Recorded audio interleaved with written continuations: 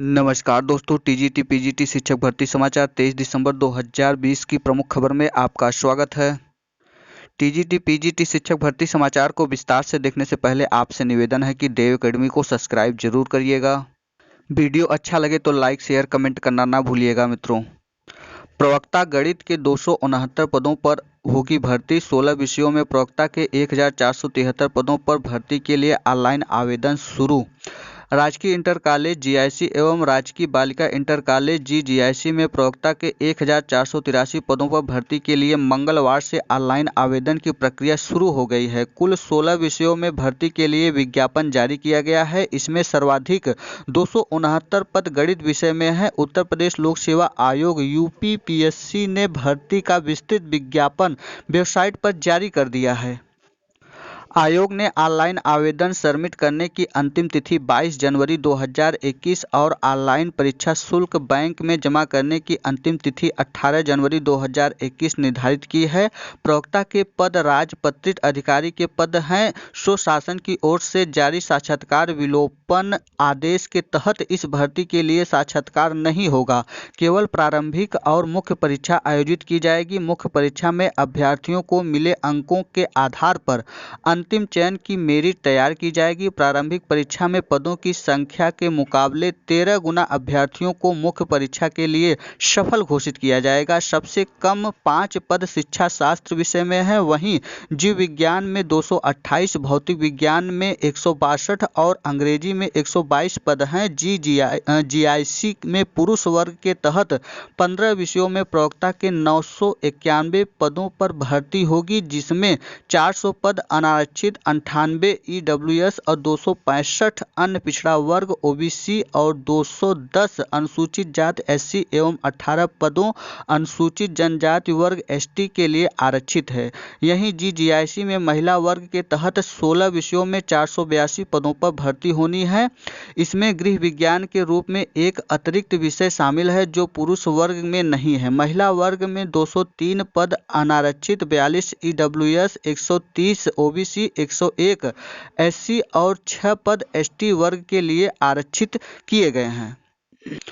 पुरुष वर्ग में बात करें, हिंदी में कुल 98 पद हैं, जिसमें अनारक्षित के 39 पद हैं, ईडब्ल्यूएस के 10 पद हैं, ओबीसी के 26 पद हैं, एससी के 21 पद हैं। वहीं अंग्रेजी 100 पद हैं, जिसमें अनारक्षित के 40 पद हैं और ईडब्ल्यू के 10 पद हैं, ओबीसी के 27 पद, अनुसूचित जाति के 21 पद हैं। भौतिक विज्ञान, रसायन विज्ञान, जीव विज्ञान, गणित, संस्कृत, अर्थशास्त्र, नागरिक शास्त्र, भूगोल, इतिहास, समाजशास्त्र, शिक्षा शास्त्र, उर्दू, वाणिज्य मिलाकर कुल 991 पुरुषों के लिए प्रवक्ता जीआईसी का पद निकला हुआ है। इसका स्क्रीनशॉट लेकर आप देख सकते हैं कि पुरुषों के लिए किस विषय में कितने पद हैं और आरक्षण का ब्यौरा भी देख सकते हैं।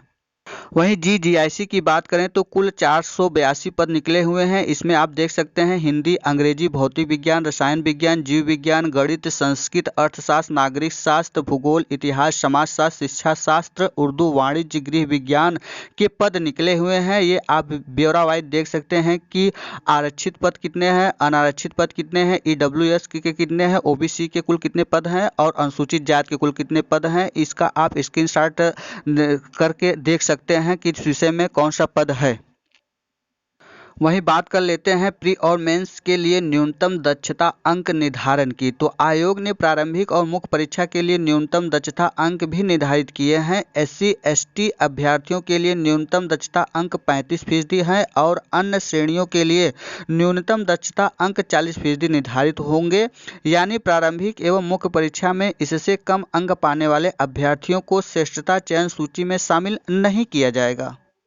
वहीं बात कर लेते हैं परीक्षा की योजना एवं पाठ्यक्रम के बारे में। प्रारंभिक परीक्षा जो आपकी होगी वह सामान्य अध्ययन वैकल्पिक विषय का एक प्रश्न पत्र होगा जो वस्तुनिष्ठ व बहुविकल्पी प्रकार का होगा। इसमें प्रश्नों की संख्या 120 होगी, जिसमें 80 प्रश्न आपके वैकल्पिक विषय होंगे, अर्थात आपके सब्जेक्ट से 80 प्रश्न आएंगे। वहीं 40 प्रश्न सामान्य अध्ययन के होंगे। परीक्षा में माइनस मार्किंग होगी। प्रश्न पत्र कुल 300 अंकों का होगा, जिसमें हल करने के लिए 2 घंटे का वक्त मिलेगा, अर्थात माइनस मार्किंग की व्यवस्था की गई है। 1/3 की व्यवस्था है कि यदि आप गलत करते हैं तो 1/3 नंबर काट लिए जाएंगे। वहीं मुख्य परीक्षा की बात करें तो पहला प्रश्न पत्र सामान्य हिंदी एवं निबंध परंपरागत का होगा, जिसमें 2 घंटे में हल करना होगा। इसके लिए कुल 100 अंक निर्धारित होंगे। वहीं 100 अंकों की बात करें तो 50-50 नंबर 2 पार्ट कर दिया गया है। निबंध के लिए आपका 50 नंबर का रहेगा, वहीं सामान्य हिंदी 50 नंबर का रहेगा, जिसमें एक गद्य या पद्य के रूप में दिया रहेगा, उससे कुछ प्रश्न पूछे जाएंगे। और दूसरे खंड के रूप में सामान्य हिंदी में आपका तद्भव, तत्सम, देशज, विदेशत, विलोम आदि शब्द से संबंधित आपसे प्रश्न पूछे जाएंगे। इसलिए पहला प्रश्न जो आपका मुख्य परीक्षा में होगा वह 50 नंबर का हिंदी का होगा और 50 नंबर निबंध, दोनों मिलाकर 100 नंबर का एक पेपर होगा, वो भी 2 घंटे का होगा। वहीं द्वितीय प्रश्न पत्र वैकल्पिक विषय परंपरागत का होगा, जिसमें हल करने के लिए 3 घंटे मिलेंगे और इसके लिए 300 अंक निर्धारित किया गया है। अर्थात दूसरा पेपर जो मुख्य परीक्षा का होगा वो आपका विषय से संबंधित होगा और उसमें कुल अंकों की संख्या की बात करें तो 300 अंक का होगा और 3 घंटे में आपको उसे हल करना है। प्रथम प्रश्न पत्र में सामान्य हिंदी के 50 अंक और हिंदी निबंध के 50 अंक के सवाल होंगे। निबंध के पेपर में दिए गए विषय पर 1000 शब्द सीमा में निबंध लिखना होगा। वहीं वैकल्पिक विषयों के दूसरे प्रश्न पत्र में कुल 20 प्रश्न होंगे। 25-25 अंक के 5 सामान्य उत्तीर्ण सवालों के जवाब अधिकतम 250-50 शब्दों के। खंड ब में 15-15 अंकों के 5 लघु उत्तरी सवालों के जवाब अधिकतम 150 शब्दों और खंड स में 10-10 अंकों के 10 अति लघु उत्तरी सवालों के जवाब अधिकतम 50-50 शब्दों में लिखना होगा। इस तरीके से आप देख सकते हैं कि GIC से संबंधित जो विज्ञप्ति आई है उसमें इंटरव्यू खत्म कर दिया गया है। मुख्य परीक्षा के द्वारा जो आप अंक प्राप्त करेंगे उसी के द्वारा आपका चयन किया जाएगा।